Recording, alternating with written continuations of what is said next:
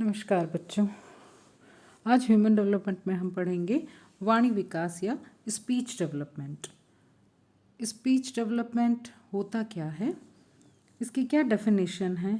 अलग अलग शिक्षा विधियों ने इनको अलग अलग तरह के तरीके से परिभाषित किया है। जैसे डमविल नाम के एक बहुत बड़े शिक्षाविद हैं जिन्होंने कहा है कि किसी जाति की भाषा विकास का इतिहास उसकी बुद्धि विकास का इतिहास है। दूसरे प्राणियों की अपेक्षा मनुष्य भाषा के कारण ही अधिक श्रेष्ठ है। भाषा का विकास और सभ्यता का विकास साथ साथ चलता है। प्रारंभ में शिशु मूर्त वस्तुओं का ही प्रयोग करता है, बाद में वह भाषा का व्यवहार करने लगता है। शिक्षा का एक प्रधान उद्देश्य बालक को भाषा का समुचित ज्ञान कराना है। किसी व्यक्ति की बौद्धिक योग्यता का सर्वश्रेष्ठ माप उसका शब्द भंडार है। ये डमविल के अकॉर्डिंग है और ये बात सही भी है कि अगर हमारे पास वाणी ना हो, भाषा ना हो, तो हम अपनी भावों को किस प्रकार से प्रकट कर सकते हैं। तो सामान्य शब्दों में हम कह सकते हैं एक ऐसा माध्यम जिसके द्वारा मानवीय विचार आदान प्रदान किए जाते हैं वो भाषा और वाणी कहलाते हैं। ठीक है। अब भाषा जो है वो सामाजिक और जन संपर्क का सर्वाधिक उपयोग होने वाला एक उपकरण है जिससे व्यक्ति हर तरीके की अपनी समस्याएं और अपने भावों को व्यक्त कर सकता है। स्वीट के अनुसार, एक शिक्षाविद हैं स्वीट, उनके अनुसार भाषा ध्वनियों द्वारा मानवों के भावों की अभिव्यक्ति है।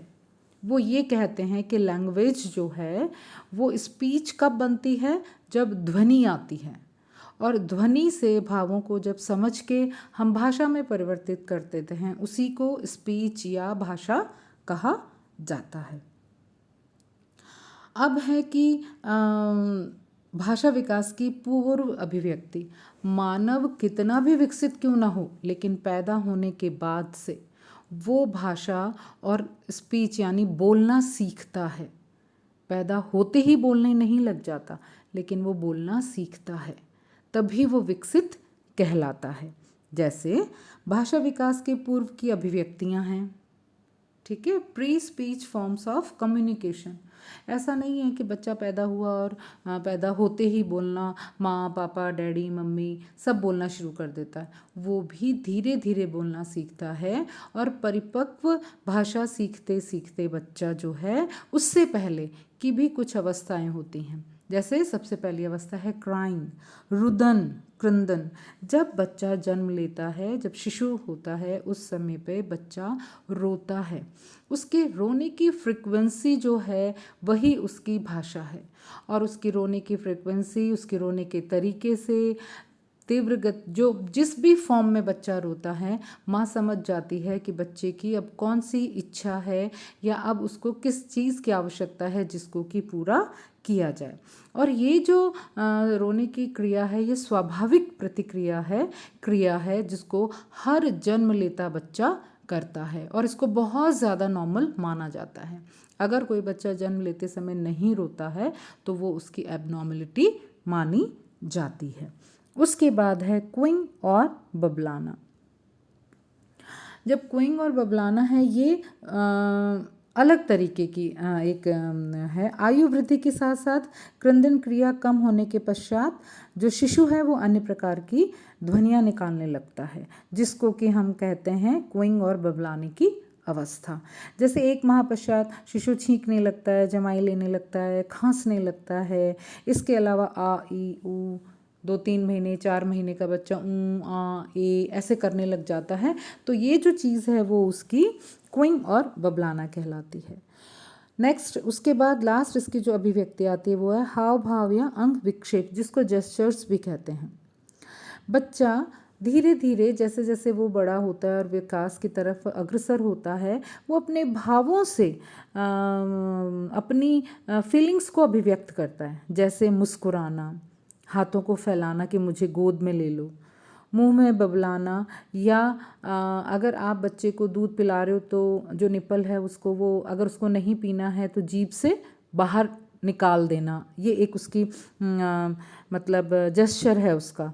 और भूख नहीं होने पर मुंह से दूध को बहा देना, और क्रोध की स्थिति में हाथ पैर को पटकना या मुंह फुला लेते हैं। वस्तु को पकड़ने के लिए लेटे लेटे आगे घसीटना, रिपटना, फिसलना, ये सारी चीज़ें जो हैं उनके हाव भाव हैं। किस तरीके से बच्चा अपनी जेस्चर से व्यक्ति की जो है अपनी जो फीलिंग्स हैं उनको वो बताता है। अब आता है कि स्टेजेस ऑफ स्पीच डेवलपमेंट, कि भाषा विकास की कुछ अवस्थाएं होती हैं जिन अवस्थाओं से गुजर के बच्चा जो है वो भाषा की ओर मतलब परिपक्वता की ओर अग्रसर होता है। जैसे सबसे पहले है आंकलन शक्ति, या इसको कॉम्प्रहेंशन भी हम बोलते हैं।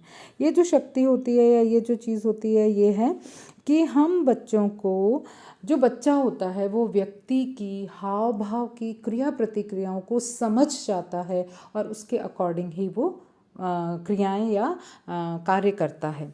जैसे हम बच्चे को हाथ के इशारे से अगर बुलाते हैं बिना कुछ बोले तो वो समझ जाता है कि हम उसको बुला रहे हैं। हाथों को क्रॉस में हिला के अगर मना करते हैं तो बच्चा समझ जाता है कि वो हमें मना कर रहे हैं। इसी प्रकार से बालक के हाव बहुत सारी चीज़ें, बहुत सारे शब्द हैं। जैसे हम उसको बोलना सिखाते हैं मेरे पास आओ, तो वो जो मतलब हम हाव भाव उसके सामने प्रस्तुत कर रहे हैं उनको देख के वो आकलन करता है कि इसका ये मतलब है कि सामने वाला व्यक्ति मुझे अपने पास बुला रहा है।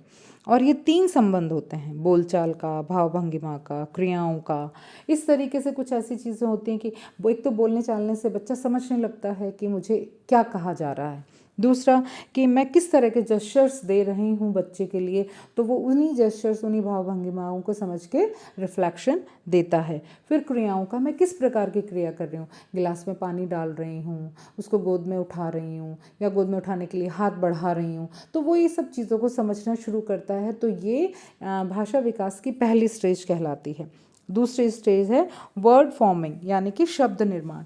जो शब्द निर्माण है उसके अंदर भाषा विकास का महत्वपूर्ण अवस्था है, और इस शब्द निर्माण के लिए बच्चे के पास या सिखाने वाले के पास पर्याप्त शब्दावली होनी आवश्यक है। 1.5 साल का बालक 10 से 12 शब्द, 2.5 साल का बच्चा 450 शब्द, 3.5 साल का बच्चा 1000 शब्द, और 3 वर्ष का बच्चा 1250 शब्द, और 4 साल का बच्चा 1600 शब्द, और 5 साल का बच्चा 2100 शब्द बोलने लग जाता है। यानी उसके पास इतनी सारी चीज़ें होती, इतने सारे शब्द, उनकी वोकेबलरीज जो होती हैं वो बढ़ती चली जाती हैं। और दूसरी चीज़ है कि ये जो वृद्धि है बच्चे के शब्द भंडार की वृद्धि है वो तब ज़्यादा होती है जब बच्चा स्कूल जाने लगता है, जब वो लोगों के बीच में, अपने पीयर ग्रुप के बीच में इंटरेक्ट करता है, तब उसके शब्द भंडार बढ़ जाता है। उसके बाद इसके अंदर भी आता है कि बच्चा जो है एक जनरल वोकेबलरी होती है, सामान्य से शब्दावली होती है, जैसे पापा, नाना, चाचा, काका, मामा, ताऊ, माँ, चाची, बड़ी माँ, ऐसे करके। और एक होती है स्पेशल वोकेबलरी जिसके अंदर के विशिष्ट, उसके अंदर आता है जैसे आइए, बैठिए, पिताजी, माताजी, भैया जी, दोपहर, कल, परसों, पंख, लाल, पीला, इस तरह के जो शब्द होते हैं वो सिर्फ शब्द। उसके बाद आता है सेंटेंस फॉर्मेशन। सेंटेंस फॉर्मेशन के अंदर भाषा, जैसे कि बहुत छोटे छोटे शब्द बच्चा बोलने लगता है, जैसे ओती खाऊं, क्योंकि फुल शब्द उसको बोलना नहीं आता है। पानी दे दो, माँ, लाओ, खाओ, इस तरह के छोटे छोटे छोटे छोटे वाक्यों का वो निर्माण करता है जिसमें हम पूरा वाक्य का अर्थ समझ जाते हैं। उसके बाद है करेक्ट प्रोनाउंसिएशन। करेक्ट प्रोनाउंसिएशन जो है बच्चे का शुद्ध उच्चारण जो है वो 1.5 साल के बाद बच्चा जब बोलने लगता है तो हम उसके प्रोनाउंसिएशन पे काम करना शुरू कर देते हैं और उसको चीज़ें जो होती हैं शुद्ध बुलवाना शुरू कर देते हैं। तो बच्चों, ये आपके स्पीच डेवलपमेंट पार्ट 1 है, जिसके अंदर हमने आपको बताया कि definition of speech development, pre speech form of communication जिसमें crying, cooing and babbling and gestures हैं। फिर है स्टेज ऑफ स्पीच डेवलपमेंट जिसके अंदर comprehension, word formation, sentence formation और correct pronunciation. Speech development part 2 के अंदर हम बाद में देख